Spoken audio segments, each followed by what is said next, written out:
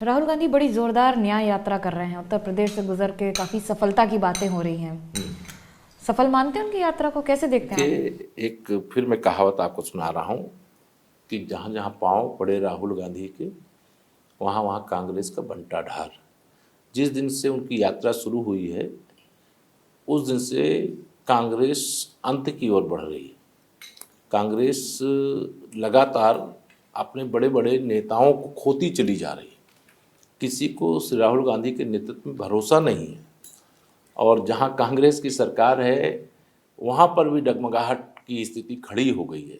और उसका दोष केवल सबसे सरल उपाय है, चुनाव हार जाओ तो चुनाव आयोग को दोषी ठहरा दो, ईवीएम को दोषी ठहरा दो, और चुनाव जीत जाओ तो भाजपा की लोकप्रियता का अंत हो रहा है ऐसा बता दो।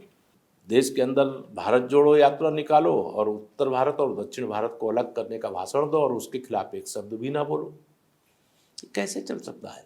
देश इतना नासमझ नहीं है। आधुनिक समय आ गया है और एआई का समय आ गया है, ये सोशल मीडिया का समय आ गया है। अगर कांग्रेस के कोई सांसद संसद में खड़े होकर के ये बोलें कि दक्षिण भारत अलग होना चाहिए और उत्तर भारत अलग होना चाहिए, शर्म आनी चाहिए कांग्रेसियों को। ऐसे व्यक्ति को तत्काल पार्टी से निष्कासित करना चाहिए और उस पर एक भी शब्द कोई कांग्रेस का बड़ा नेता नहीं बोले। देश इसको समझता नहीं है। देश आपको लगता है राहुल गांधी का डर है कांग्रेस में? मैं ये कांग्रेस में कौन किससे डरता है, कौन किससे लड़ता है, ये कांग्रेस का आंतरिक विषय है। लेकिन जो बाहर छन करके खबर आती है कि कांग्रेस के लोग ही श्री राहुल गांधी को अपना नेता नहीं मानते हैं, तो देश उनको नेता कैसे मानेगा? अमेठी रायबरेली में गांधी परिवार से कोई लड़ेगा, उनको पूरा भरोसा है कि वो जीत हासिल कर लेंगे। उसी भरोसे के साथ उन्होंने राष्ट्रीय अध्यक्ष रहते हुए 2019 में अमेठी लोकसभा लड़ी थी और अमेठी लोकसभा लड़ते समय उनको लगा था कि हम यहाँ से रिकॉर्ड वोटों से जीत के चले जाएंगे। लेकिन प्रत्यक्ष प्रमाण है कि अमेठी ने उनको हरा दिया। इस बार रायबरेली हम कांग्रेस या गांधी खानदान से कोई भी लड़े वहाँ भी कमल का फूल खिलेगा। अमेठी में तो इस बार और बड़े अंतर से खिले। योगी जी के साथ आप दूसरे कार्यकाल में हैं, क्या कोई अंतर आया है पिछले कार्यकाल और इस कार्यकाल में उनके साथ काम करने में या उनकी लीडरशिप में? नहीं, बढ़िया काम कर रहे हैं, दोनों लोग मिलकर के काम कर रहे हैं। पहले कार्यकाल में बढ़िया काम किए, इस कार्यकाल में और उनका भी अनुभव बढ़ा है, हम लोगों का भी अनुभव बढ़ा है। जो पहले कार्यकाल में नहीं कर पाए वो दूसरे कार्यकाल में कर रहे हैं। और सबसे बड़ी हमारे पास जो एक तरह से कहिए धरोहर है वो प्रधानमंत्री नरेंद्र मोदी जी के मार्गदर्शन की है। एक निजी प्रश्न, राम मंदिर आंदोलन में आपकी बड़ी भूमिका रही जी। जब राम मंदिर आप गए तो आपकी निजी अनुभूति क्या थी? तो मंदिर देख के आपकी क्या अनुभूति थी? मूर्ति देख के क्या? अलौकिक आनंद का क्षण था, जिसे कहते हैं कि सुख के आंसू छलक पड़े और सारे दुख दूर हो जाएं।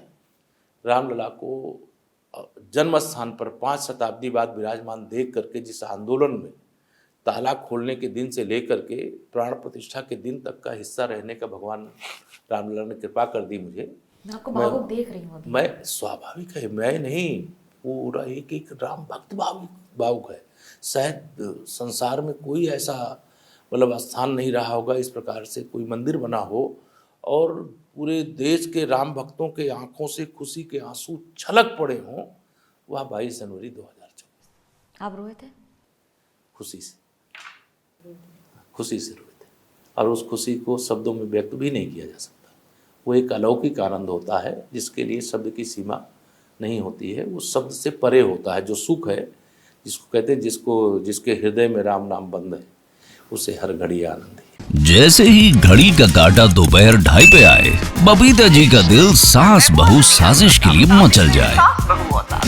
और ये है इनकी बहू, पूरे दिन ऑफिस की टेंशन हो जाए गॉन जब ये करें अपना फेवरेट शो फ्री टाइम पे ऑन। इनकी तरह आप भी देखिए अपना फेवरेट शो अपने टाइम पर और डाउनलोड कीजिए एबीपी लाइव ऐप अपने स्मार्ट टीवी पर।